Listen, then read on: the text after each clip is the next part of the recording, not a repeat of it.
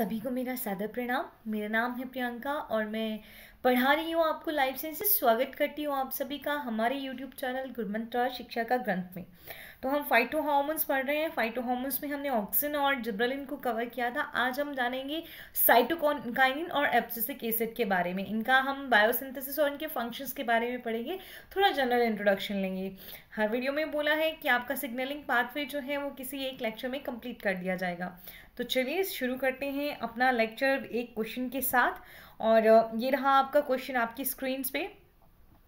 ध्यान से पढ़िएगा और आपको इनका सबका फुल फॉर्म आना चाहिए, तभी आप आंसर कर पाएंगे। तो ध्यान से पढ़िए और जवाब दीजिए।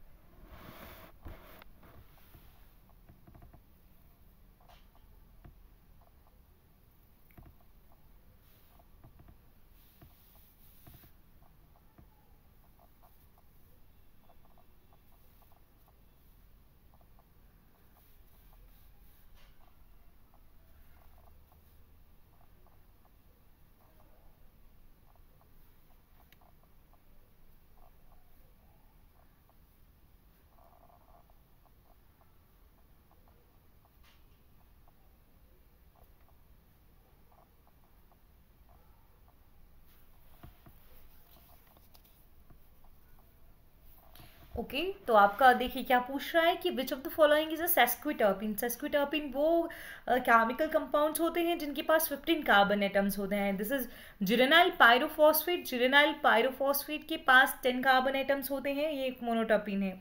जिरेनाइल पायरोफॉस्फेट के पास या जिरेनाइल डाइफॉस्फेट भी आप इसको बोल सकते हैं, तो इसके पास 20 कार्बन एटम्स होते हैं और ये एक डाइटर्पीन है। तो यहाँ पे FPP जो है वो एक सही आंसर है। फार्नेसाइल पायरोफॉस्फेट जो कि एक सेस्क्विटर्पीन होता है और इसके पास 15 कार्बन्स होते हैं। ओके, ये मैंने अपने पिछले लेक्चर में कवर करवाया था और आपको कहा था कि इस पे क्वेश्चंस भी पूछे जाते हैं। तो चलिए आज अपना स्टार्ट करते हैं साइटोकाइनिन के साथ। साइटोकाइनिन जो हैं वो क्या है, देखिए प्लांट्स में होते हैं, केमिकल मैसेंजर हैं, हार्मोन्स हैं, है ना, जो सेंट्रल रोल प्ले करते हैं किसमें, रेगुलेशन ऑफ सेल साइकिल में। मेन रोल जो साइटोकाइनिन का है साइटोकाइनेसिस का है, ये समझ लीजिए। सेल डिवीजन का काम करते हैं और भी बहुत सारे डेवलपमेंटल प्रोसेसेस में साइटोकाइनिन अपना रोल प्ले करते हैं। साइटोकाइनिन को डिस्कवर किया था स्कूग एंड मिलर ने और उनके कोवर्कर्स ने 1950s के दौरान। ऐसे फैक्टर्स के तौर पे उन्होंने इनको डिस्कवर किया था जो कि प्रमोट करते हैं सेल डिवीजन। फर्स्ट साइटोकाइनिन जो डिस्कवर किया गया था वो एक अडेनिन डेरिवेटिव था, हम बोल सकते हैं वो एक अमाइनो प्यूरिन था जिसका नाम काइनेटिन रखा गया। काइनेटिन 6-फॉस्फोराइल अमीनोप्यूराइन इसका अब केमिकल नेम है। ठीक है, याद रखिएगा कई बार काइनेटिन से क्वेश्चन नहीं पूछा जाता है, क्वेश्चन पूछ लिया जाएगा ऑप्शन में, आपको 6-फॉस्फोराइल अमीनोप्यूरिन ऑप्शन दे दिया जा सकता है। तो ये जो काइनेटिन था ये नेचुरल साइटोकाइनिन नहीं था, it was isolated from autoclaved herring sperm in 1955। Okay, herring एक फिश होता है, तो हैरिंग का किससे लिया गया था, ऑटोक्लेव्ड हैरिंग स्पर्म से जो है आइसोलेट किया गया था काइनेटिन को। But kinetin is not actually a natural cytokinin, it is a synthetic one. और काइनेटिन का क्या बोला केमिकल नेम मैंने, 6-फॉस्फोराइल अमाइनोप्यूरिन। जो first common natural cytokinin identify किया गया था और वाज प्योरिफाइड फ्रॉम इमेच्योर मेज कर्नल्स। मेज कर्नल्स, मेज का को क्या बोलते हैं हम, जियामेट्स। ओके, तो इसीलिए जो पहला काइनेटिन जिसको किससे आइसोलेट किया गया, मेज कर्नल से लिया गया, नेचुरल फॉर्म में जो हमको साइटोकाइनिन मिला वो जियाटिन था। कौन सा था, जियाटिन। तो काइनेटिन बेशक पहला, देखिए क्वेश्चन पूछा जाएगा कि पहला काइनेटिन जो आइसोलेट हुआ वो कौन सा था, तो वो काइनेटिन था। लेकिन क्वेश्चन पूछा गया कि पहला नेचुरल साइटोकाइनिन जो है वो कौन सा आइसोलेट हुआ, तो वो जियाटिन था। और जियाटिन जो है वो कहाँ से लिया गया था, मेज कर्नल से आइसोलेट किया गया था। तो यहाँ पे आप ये डायग्राम देख सकते हैं, ये काइनेटिन का है, ये ट्रांस जियाटिन का है। कई बार आपके सामने इस तरह से इनका केमिकल स्ट्रक्चर भी दिया जा सकता है, तो ज़्यादा आपको नहीं याद रखना है, कोई बात नहीं, एटलीस्ट आप एक बार देख सकते हैं, ताकि अगर आपके सामने स्ट्रक्चर्स आ जाएं तो आप इतना कंफ्यूज ना हो। ओके, तो this one is kinetin and this one is transzeatin. तो क्या है ये, देख सकते हैं आप, ये अमाइनोप्यूरिन डेरिवेटिव है। क्लियर, 6-फॉर्फ्यूराइल अमाइनोप्यूरिन हमको इसको बोलते हैं। ठीक है, चलिए अब नेचुरल अक्रिंग जो साइटोकाइनेंस हैं वो क्या है, अडेनिन है। हाँ, चल गया हमें पता। उनमें या तो आइसोप्रेनोइड यूनिट होगी या एरोमेटिक साइड चेन होगी। कहाँ पे, जो N6 पोजीशन पे, कहाँ पे होगी, N6 पोजीशन पे। ये मत भूलिएगा कि हमें साइटोकाइनेंस में क्या देखने को मिलता है। साइटोकाइनेंस में हमको आइसोप्रेनोइड और एरोमेटिक साइड चेन देखने को मिलेगी, कहाँ पे, N6 पोजीशन पे। ओके, जो कॉमन एक्टिव साइटोकाइनेंस है वो जियाटिन होता है। ज्यादा बायोलॉजिकली एक्टिव जो साइटोकाइनिन है वो कौन सा है, जियाटिन है, and isopentenyl adenine. Okay, remember this thing कि ज्यादा जो एक्टिव साइटोकाइनेंस हैं वो कौन है, zeatin and isopentenyl adenine. Mainly आपको ये देखने को मिलेंगे मेरिस्टेमेटिक रीजन्स में और ग्रोइंग शूट्स में। ठीक है, सब जगह पे ऑलमोस्ट आपको देखने को मिलता है साइटोकाइनिन। ठीक, मेनली आपको कहाँ पे मेरिस्टेमेटिक रीजन और ग्रोइंग शूट्स में मिलेंगे, और कहा जाता है कि ज़्यादातर इसकी सिंथेसिस जो है वो रूट में होती है और ट्रांसपोर्ट होता है ये वाया जाइलम टू शूट। अब कल ही मैंने लेक्चर में पढ़ाया था कि जिब्रेलिन जो है अगर उसका up to down, down to up कहीं को भी ट्रांसपोर्ट हो जाता है। ठीक है, तो आपका जिब्रेलिन अगर रूट से ट्रांसपोर्ट हो रहा है शूट की तरफ को इन केस, तो वो किसके थ्रू होगा, या रूट से शूट से, ये ले लीजिए, शूट से रूट की तरफ को हो रहा है तो किसके थ्रू होगा, ये भी आपको पता होना चाहिए। मैं नहीं बता रही हूँ आपको, पीछे वीडियो देखना है और फिर मुझे आंसर करना है। ठीक है, चलिए इतना हमें बेसिक्स जो हैं वो पूरे क्लियर हो गए कि साइटोकाइनिन क्या है। और जो देखिए कोकोनट, बहुत बार क्वेश्चन पूछा जाता है, सेल टिश्यू जो कल्चर हम करते हैं, टिश्यू कल्चर जो करते हैं, उस टाइम हमें कैलस का डिफ्रेंशिएशन के लिए, कैलस क्या होता है, undifferentiated mass of cells, callus का डिफ्रेंशिएशन के लिए जो है बहुत बार कोकोनट वाटर का यूज किया जाता है, क्योंकि कोकोनट वाटर में भी अबंडेंट अमाउंट में साइटोकाइनिन पाया जाता है। Clear, okay. So biosynthesis of cytokinin को जितना सिंपल आप समझ सकते हैं उतना ही सिंपल समझे, इतना भी आप याद रख लेते हैं तो वो एक काफी है। देखिए कहाँ से स्टार्ट होगा, डाइमिथाइल अलाइल फॉस्फेट के साथ जो है वो या तो एटीपी ऐड करेगा या तो एडीपी ऐड करेगा। ठीक है, तो देखिए डाइमिथाइल अलाइल फॉस्फेट के साथ क्या ऐड करेगा, या तो एटीपी या तो एडीपी। कौन सा एंजाइम काम करेगा, आइसोपेंटेनाइल ट्रांसफरेज। कौन सा काम करेगा, आइसोपेंटेनाइल ट्रांसफरेज जो है वो काम करेगा, और क्या बनेगा, isopentenyl adenosine 5' monophosphate. It can be a diphosphate, it can be a triphosphate. ठीक है, यहाँ पे एटीपी, एडीपी और एएमपी भी ऐड हो सकता है। बैक्टीरिया की बात करूँ तो बैक्टीरियाज में एएमपी यूज किया जाता है। अगर मैं हायर प्लांट्स की बात करूँ तो उनमें एटीपी, एडीपी कोई भी यूज कर सकते हैं। ठीक है, तो डाइमिथाइल अलाइल फॉस्फेट के साथ DMAPP के साथ ऐड होगा एटीपी या एडीपी। आइसोपेंटेनाइल ट्रांसफरेज एंजाइम काम करेगा और आइसोपेंटेनाइल एडिनोसिन 5' मोनोफॉस्फेट का जो है वो प्रोडक्शन होगा। फिर इस पे इसका होगा हाइड्रोजाइलेशन, हाइड्रोक्सिलेज जो है एंजाइम काम करेगा और आइसोपेंटेनाइल एडिनोसिन 5' मोनोफेज फॉस्फेट को कन्वर्ट करता है जियाटिन में। फिलहाल के लिए आप इतना ही याद रखें, जितना सिंपल हो सकता है, यही सबसे सिंपलेस्ट है, तो आप इसको मेन तौर पे याद रख लेंगे। ठीक है, क्योंकि कई बार जो है पूछा जाता है कि डेरिवेटिव्स, बीच में जो इंटरमीडिएट आते हैं, इंटरमीडिएट के बारे में पूछा जाता है कि ये इंटरमीडिएट जो है वो कहाँ पे होगा। ठीक है, तो हो गया आपका स्टार्ट, कहाँ से हुआ, डाइमिथाइल अलाइल फॉस्फेट से, या डाइफॉस्फेट आप बोल दो या पायरोफॉस्फेट आप बोल दो। ठीक है, एटीपी एडीपी जो है वो जुड़ेगा, आइसोपेंटेनाइल ट्रांसफरेज एंजाइम काम करेगा, आइसोपेंटेनाइल एडिनोसिन 5' मोनोफॉस्फेट जो है आपके सामने एक इंटरमीडिएट आएगा, और हाइड्रोक्सिलेज की प्रेजेंस में वो इंटरमीडिएट भी किसमें कन्वर्ट हो जाता है, जियाटिन में कन्वर्ट हो जाता है। Clear, okay.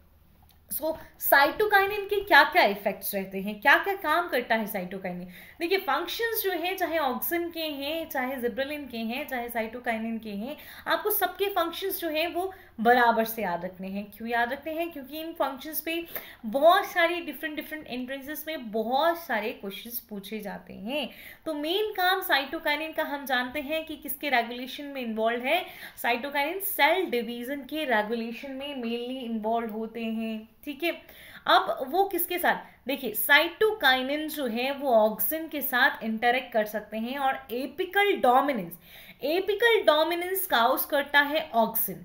लेकिन एपिकल डोमिनेंस को कौन जो है वो रोक सकता है?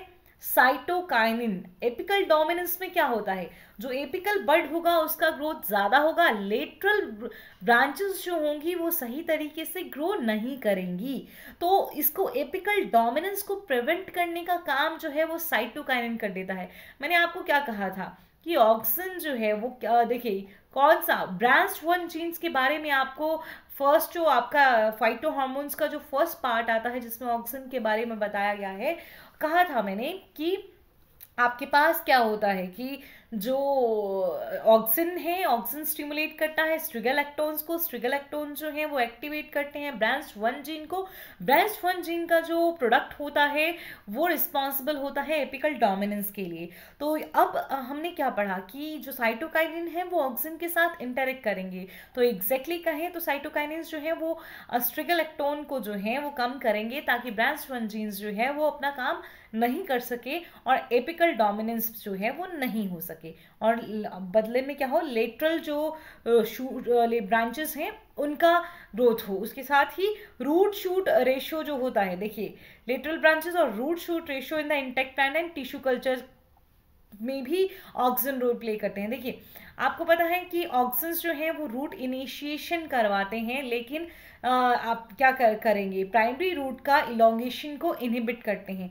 वहीं हमारे पास जो शूट है, जो साइटोकाइनिन है, साइटोकाइनिन टू ऑक्सिन, देखिए साइटोकाइनिन ज्यादा होगा ऑक्सिन से, ठीक है, तो रूट का फॉर्मेशन होगा या शूट का फॉर्मेशन होगा। ठीक है, शूट का फॉर्मेशन होगा अगर साइटोकाइनिन जो है वो ज्यादा होगा इन साइटोकाइनिन टू ऑक्सिन रेशियो। अगर ऑक्सिन ज्यादा है तो क्या होगा, तो रूट का फॉर्मेशन होगा। हालांकि साइटोकाइनिन जो है वो शूट इलोंगेशन को इनहिबिट करता है और ऑक्सिन जो है वो रूट इलोंगेशन को इनहिबिट करता है। यहाँ बहुत कंफ्यूजन हो जाता है, लोग काफी ज्यादा कंफ्यूज हो जाते हैं ये क्वेश्चन अटेम्प्ट करते हुए। तो साइटोकाइनिन जो है ऑक्सिन के साथ मिलके इंड्यूस कर सकता है crown gall formation in dicots, जो कि एग्रोबैक्टीरियम ट्यूमिफेशियंस द्वारा काउस किया जाता है। तो एग्रोबैक्टीरियम ट्यूमिफेशियंस जो है वो अल्टीमेटली क्या करता है, साइटोकाइनिन को इंक्रीज करता है। ठीक है, और वहां पे हमको क्राउन गॉल फॉर्मेशन जो है वो देखने को मिलता है डाइकॉट्स में। तो याद रखेंगे एग्रोबैक्टीरियम ट्यूमिफेशियंस जो है it causes crown gall disease. Okay, वहां पे आपको ऐसे नोड्यूल जैसे गांठे गांठे जैसे मतलब ऐसे बन जाता है। ओके, तो साइटोकाइनिन और ऑक्सिन जो है दोनों मिलके जो है mainly cytokinin crown gall formation के लिए रिस्पॉन्सिबल है।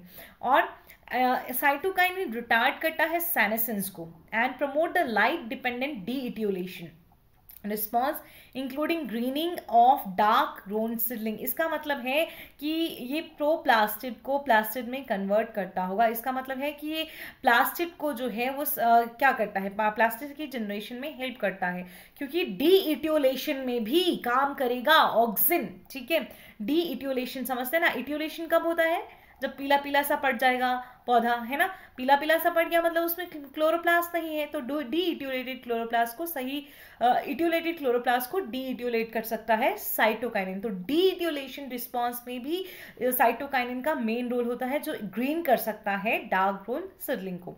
उसके साथ ही ये स्टोमेटल ओपनिंग को भी कुछ स्पीसीज में एनहांस करते हैं। याद रखिएगा, साइटोकाइनिन में enhance the stomatal opening in some species. तो ये कुछ बहुत इंपॉर्टेंट काम थे साइटोकाइनिन के। देखिए पार्थिनोकार्पी में साइटोकाइनिन का कोई रोल नहीं है, जबकि ऑक्सिन एंड जिब्रेलिन का पार्थिनोकार्पी में आपने रोल पढ़ा था, फ्रूट सेट में उनका रोल पढ़ा था, है ना। तो कई बार हम कंफ्यूज हो जाता है, साइटोकाइनिन का मेन रोल कौन सा है, सेल डिवीजन का रोल है, एपिकल डोमिनेंस को प्रिवेंट करने का रोल है, क्राउन गॉल फॉर्मेशन हो गया, डीइटियोलेशन हो गया, सेनेसेंस को रोकना हो गया लीव्स में, है ना, और स्टोमेटा की ओपनिंग हो गया कुछ स्पीसीज में। ओके तो ये था अबाउट साइटोकाइनिन, जिसका हमने अभी सिग्नलिंग पाथवे नहीं पढ़ा है। सिग्नलिंग पाथवे जो है वो बहुत इंपॉर्टेंट है सबके, ठीक है। तो चलिए अब हम बात करेंगे एब्सिसिक एसिड की। एब्सिसिक एसिड भी क्या है? ये भी एक सेस्क्विटर्पिन कंपाउंड है जो बिलोंग करता है to the terpenoid class of metabolites. Listen, मैंने आपको फर्स्ट जो क्वेश्चन पूछा था फार्निसाइल डाइफॉस्फेट, बताया मैंने आपको कि वो क्या है, वो एक सेस्क्विटर्पिन है। सेस्क्विटर्पिन में कार्बन 15 होते हैं और वो बिलोंग करता है किसको? टर्पिनोइड क्लास ऑफ मेटाबोलाइट को। एब्सिसिक एसिड भी सबसे पहले देखिए इसकी डिस्कवरी क्या करी थी? एफ.टी. एडिकॉट ने। जो भी नाम आपको बताए, कई बार साइंटिस्ट के नाम से आपको मैच द फॉलोइंग में क्वेश्चन आ जाएगा कि ये किसने जो है वो डिस्कवर किया था, ठीक है। तो एफ.टी. एडिकॉट ने और उनके कोवर्कर्स ने जो है वो एब्सिसिक एसिड को डिस्कवर किया था। जब वो कॉटन फ्रूट्स पे एब्सिशन पढ़ रहे थे। They were studying the abscission of cotton fruits at the time. F.T. Endicott along with T. Endicott along with his co-workers, उन्होंने एब्सिसिक एसिड का डिस्कवरी किया। इसको एब्सिशन 2 भी बोला जाता था, क्योंकि देखिए सबसे पहले जो डिस्कवर हुआ एब्सिसिक एसिड जिस फॉर्म में, तब उसको नाम दिया गया एब्सिशन 2, क्योंकि वो क्या कर रहा था? वो एब्सिशन काउज कर रहा था। एब्सिशन क्या होता है? फॉल ऑफ होना, है ना, फॉल ऑफ, गिर जाना, ठीक है। और वो जो आपका एब्सिसिक एसिड है वो एब्सिशन काउज करता था, है ना। तो एब्सिशन 2 जो है उसको नाम दिया गया। एट द सेम टाइम कुछ और साइंटिस्ट काम कर रहे थे, उनको भी एक केमिकल मिला जो कि डॉर्मेंसी काउज कर रहा था, ठीक है। एक कुछ साइंटिस्ट ने एब्सिशन देखा, एब्सिशन 2 नाम दे दिया। कुछ साइंटिस्ट ने जो है वो देखा कि केमिकल डॉर्मेंसी कर रहा है, तो उन्होंने डोमिन नाम दे दिया। तो दरअसल बाद में इसको एक साथ मिलके क्या नाम दे दिया गया था? ये एब्सिसिक एसिड बोल दिया गया था, ठीक है। तो एब्सिसिक एसिड जो है ये सिंथेसाइज किया जाता है ऑलमोस्ट ऑल द सेल्स। जिन भी सेल में क्लोरोप्लास्ट होता है उन सारी सेल्स जो हैं वो एब्सिसिक एसिड को सिंथेसाइज कर सकती हैं। इवन कोई भी प्लास्टिड्स है, चाहे क्लोरोप्लास्ट है चाहे क्रोमोप्लास्ट है, ठीक है, मतलब बाकी के भी प्लास्टिड्स हैं, तो एब्सिसिक एसिड जो है वहाँ सिंथेसाइज होगा। लेकिन मेनली जो है लीव्स में आपको पता है बहुत सारा प्लास्टिड होता है, ठीक। तो मेनली जो एब्सिसिक एसिड सिंथेसाइज होता है वो सिंथेसाइज किया जाता है वेस्कुलर टिश्यू ऑफ लीव्स के द्वारा। समझ गए? मेनली जो सिंथेसाइज किया जाता है एब्सिसिक एसिड वो सिंथेसाइज होता है by the vascular tissue of leaves, और इसको स्ट्रेस हार्मोन भी कहा जाता है। पता नहीं कितनी बार, बहुत बेसिक क्वेश्चन है और पता नहीं कितनी बार ये क्वेश्चन पूछ लिया गया है कि स्ट्रेस हार्मोन किसे कहते हैं। तो एब्सिसिक एसिड को ही स्ट्रेस हार्मोन भी कहते हैं, ठीक है। और इथाइलिन, एक्चुअली इथाइलिन हार्मोन अभी हमने पढ़ा नहीं, but ethylene is the hormone that trigger abscission.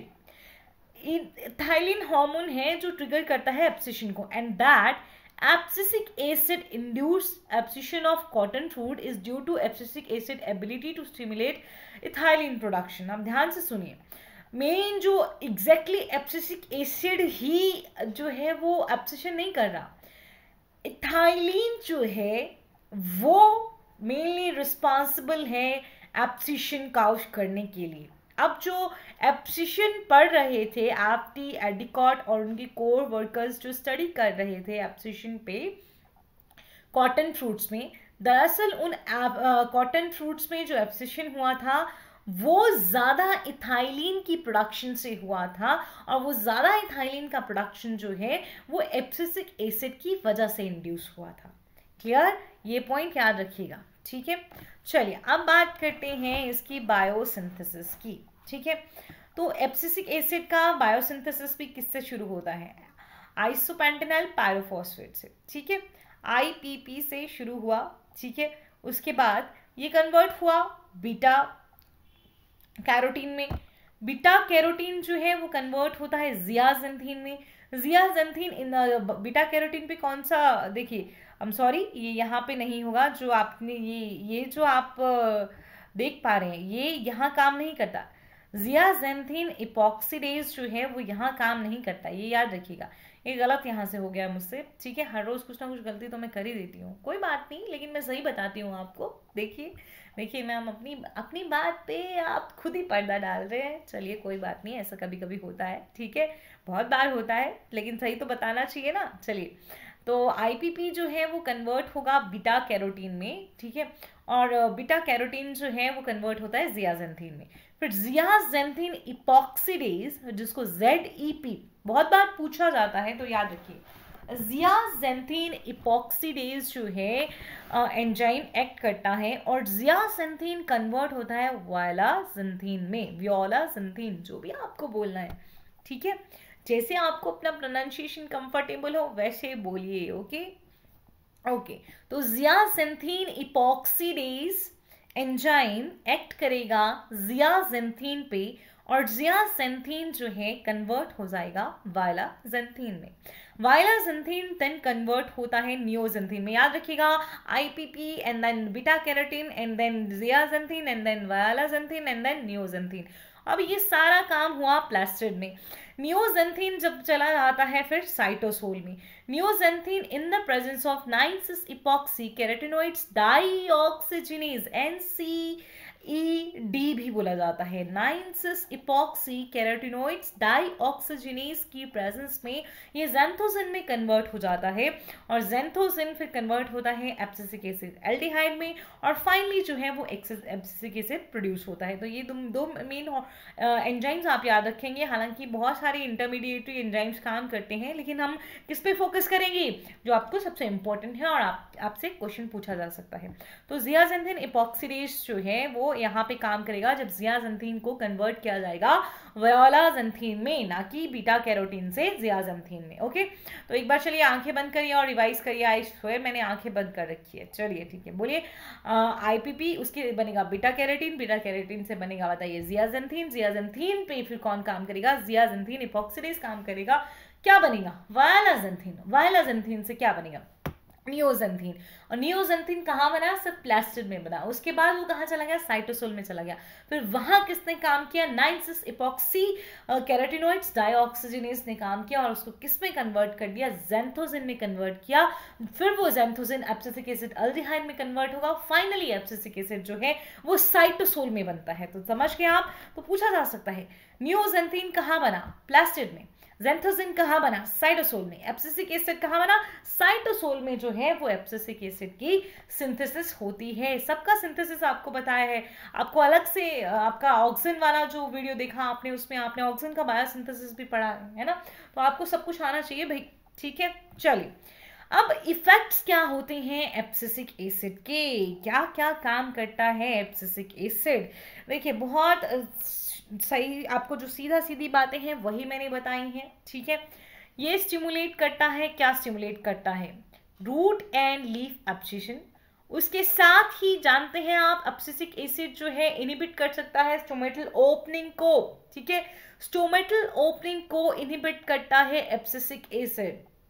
Flower का सेनेसेंस करवाता है, कुछ एक में फ्लावरिंग करवाएगा। पाइनएप्पल फैमिली में फ्लावरिंग का इंडक्शन कराता है एब्सिसिक एसिड। कौन सी है पाइनएप्पल फैमिली, ब्रोमेलिएसी जो है वो एक पाइनएप्पल फैमिली है। जब वाटर पोटेंशियल जो है वो लो होता है, when water potential is low, water potential low है मतलब एब्सिसिक एसिड हाई है। देखिए हम जानते हैं एब्सिसिक एसिड जो है वो स्ट्रेस हार्मोन होता है और ड्यूरिंग स्ट्रेस कंडीशंस जो है वो एब्सिसिक एसिड का रिलीज जो है वो इंक्रीज हो जाता है। तो वाटर पोटेंशियल लो है, आप जानते हैं वाटर पोटेंशियल क्या होता है, ठीक है। वाटर पोटेंशियल, वाटर कम होगा तो वाटर पोटेंशियल लो होगा। एब्सिसिक एसिड जो है वो हाई है, वाटर कम मतलब कंपेयर टू सॉल्यूट ज्यादा है, सॉल्वेंट कम है ना। तो वाटर पोटेंशियल लो है, एब्सिसिक एसिड उस टाइम पे हाई होगा। जब ये कंडीशन होगी कि when water potential is low abscisic acid is high, तो एब्सिसिक एसिड पॉजिटिवली रेगुलेट करता है रूट ग्रोथ को और नेगेटिवली रेगुलेट करता है शूट ग्रोथ को। ध्यान रखिएगा इस बात को कि जब भी वाटर पोटेंशियल लो होगा एब्सिसिक एसिड ज्यादा होगा तो ABA जो है ये पॉजिटिवली रेगुलेट करेगा रूट ग्रोथ को, नेगेटिवली ग्रोथ करेगा शूट ग्रोथ को। क्यों, ताकि भाई रूट जो है दूर दूर जाके पानी ले आए और शूट को जो है वो पानी मिल पाए। शूट इतना लंबा भी ना हो जाए कि उसको पानी पहुंचाना मुश्किल हो जाए, है ना। और देखिए एब्सिसिक एसिड डोरमेंसी काउज कर सकता है, सीड डोरमेंसी काउज करता है जानते हैं, लेकिन सीड जर्मिनेशन कौन करवाता है, जिब्रेलिक एसिड कैसे करवाता है, अल्फा अमाइलेज को जो है वो एक्टिवेट करता है। तो मतलब ये उसी के काम को बंद करके क्या करवा सकता है, सीड डोरमेंसी करवा सकता है। अगेन स्ट्रेस कंडीशन में ये सीड डोरमेंसी करवा सकता है। अगर एब्सिसिक एसिड का जो लेवल्स हैं वो कम है, एब्सिसिक एसिड अगर कम है तो विविपेरी हो सकती है, प्रीकोशियस जर्मिनेशन हो सकता है। मतलब अभी तक एम्ब्रियो जो है, सीड जो है वो वहीं प्लांट पे ही है और वहीं पे क्या हो गया, जर्मिनेशन हो गई। ये समझ लो कई बार फ्रूट होता है ना, फ्रूट में के अंदर सीड होता है, तो फ्रूट पे ही आपको जो है वो एक जर्मिनेटिंग सीड जो है वो दिखाई दे जाएगा। तो उसको हम बोलते हैं बीवीपेरी और प्रीकोशियस जर्मिनेशन। कब होता है प्रीकोशियस जर्मिनेशन, जब एब्सिसिक एसिड का लेवल जो है वो लो होगा। ठीक है, ये हाइड्रोलिक कंडक्टिविटी को जो है इंक्रीज करता है। मतलब क्या करेगा, ठीक है, कि मूवमेंट जो है वाटर का वो जल्दी जल्दी हो। ठीक है, तो हाइड्रोलिक कंडक्टिविटी को ये इंक्रीज करता है कैसे, कि by decreasing the resistance to water movement across the membrane. ठीक है, मेम्ब्रेन पे जो भी रेजिस्टेंस रहेगा वाटर मूवमेंट के लिए, उस वाटर रेजिस्टेंस को एब्सिसिक एसिड डिक्रीज कर देगा ताकि वाटर जो है वो जल्दी जल्दी जा सके। हाइड्रोलिक कंडक्टिविटी को इंक्रीज करता है कब, जब वाटर स्ट्रेस होता है। तो आप समझ गए कि स्ट्रेस हार्मोन क्यों कहा जाता है। अरे बुरा नहीं है, बहुत अच्छा हार्मोन है, एब्सिशन काउज करता है, तो हमें ऐसा लगता है कि अरे ये तो खत्म कर देता है सब, लेकिन ये बहुत अच्छे काम करता है। अगर ये नहीं होता तो हमारे सीड जो कि डोर्मेंट स्टेट में रह के अनफेवरेबल कंडीशंस को टॉलरेट कर लेते हैं और फेवरेबल कंडीशन पे आने पे जर्मिनेट हो जाते हैं, तो वो चीज़ नहीं होती। समझ गए। तो चलिए ये था आज का हमारा लेक्चर साइटोकाइनिन के बारे में और एब्सिसिक एसिड के बारे में। नेक्स्ट लेक्चर में आप पढ़ेंगे इथाइलिन। अरे आपका अगर संडे है, संडे को तो एमसीक्यू सेशन होता है, तो अपने एमसीक्यूज के लिए आप बिल्कुल तैयार रहेंगे। अब तक आपने 3 पार्ट्स में जो भी देखा है बहुत अच्छे से उसको रिवाइज कर लेंगे। ओके, चलिए मिलते हैं आपके साथ एमसीक्यूज में। लेकिन जो इन्फॉर्मेशन हमेशा आपको हर वीडियो में दिया जाता है वो इस वीडियो में भी जरूर मैं आपको दूंगी। क्या आप जानते हैं मैम कहाँ पढ़ाते हैं? अनअकैडमी पे, गुरमंत्रा पे तो पढ़ाते ही पढ़ाते हैं, लेकिन उसके साथ कहाँ पढ़ाते हैं? उसके साथ पढ़ाते हैं मैम अनअकैडमी पे। और कैसा पढ़ाते हैं? बहुत अच्छा पढ़ाते हैं। तो जाइए वहाँ पे आप सब्सक्रिप्शन ले लीजिए। ज़्यादा पैसे लग रहे हैं तो यूज़ कर लीजिए कोड, रेफरल कोड नेहा, जिससे आपको मिल जाएगा 10% ऑफ। देखिए कई बार आप वीडियो एक का देखते हैं, रेफरल कोड किसी दूसरे का यूज़ कर लेते हैं, लेकिन आपको किसका यूज करना है? नेहा मैम का यूज करना है। नेहा मैम मत लिखना वहां पे, नेहा रेफरल कोड है। तो जाइए उनको वहां फॉलो करिए और भरपूर आनंद लीजिए मैम से पढ़ाई का। क्लासेस अब शुरू ही हो चुकी हैं। ठीक है, तो चलिए फिर हम आपकी गेट की तैयारी करवा रहे हैं भाई। अच्छे से गेट की तैयारी भी कर लीजिए और इसलिए हमारे यूट्यूब चैनल को सब्सक्राइब कर लीजिए। Check out the description box, जिसमें आपको हमारे डिफरेंट प्लेटफॉर्म्स के लिए लिंक्स मिल जाएंगे। तो do join us wherever you want. Thank you, ध्यान रखिए।